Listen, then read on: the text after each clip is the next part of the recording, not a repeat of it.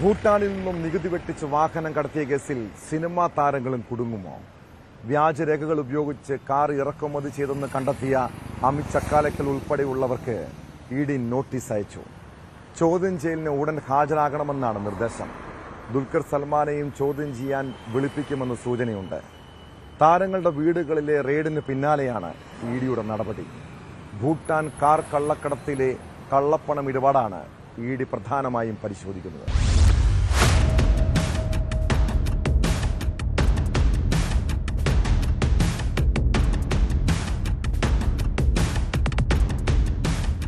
ഭൂട്ടാൻ കാർക്കടത്തിൽ കള്ളപ്പണ ഇടപാട് നടന്നിട്ടുണ്ടോ എന്നാണ് ഇഡി പരിശോധിക്കുന്നത്.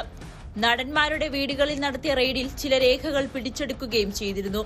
ഇരുവരുടെയും ബാങ്ക് അക്കൌണ്ട് വിവരങ്ങൾ അന്വേഷണ സംഘത്തിന് മുന്നിൽ ഹാജരാക്കുവാനും നിർദ്ദേശം നൽകിയിട്ടുണ്ട്. ഫെമ നിയമലംഘനം നടന്നെന്ന നിഗമനത്തിലായിരുന്നു ഇഡിയുടെ പരിശോധന. ലഹരിക്കടത്തും സംശയനിഴലിലുള്ളതിനാൽ ആദായനികുതി വകുപ്പും എൻസിബിയും അന്വേഷണം നടത്തിയേക്കും. അതേസമയം നിയമപരമായ നടപടികൾ പൂർത്തിയാക്കിയാണ് വാഹനങ്ങൾ വാങ്ങിയതെന്നാണ് ദുൽഖർ നേരത്തെ അന്വേഷണ സംഘത്തെ അറിയിച്ചത്.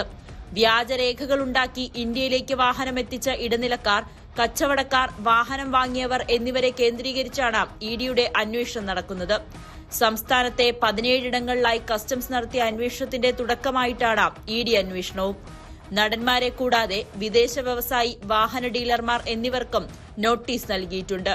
അതിനിടെ കസ്റ്റംസ് പിടിച്ചെടുത്ത ദുൽഖർ സൽമാന്റെ ലാൻഡ് റോവർ ഡിഫൻഡർ വാഹനം കേസ് തീരുന്നതുവരെ നിരത്തിലിറക്കരുതെന്ന വ്യവസ്ഥയോടെ വിട്ടു നൽകിയിരുന്നു.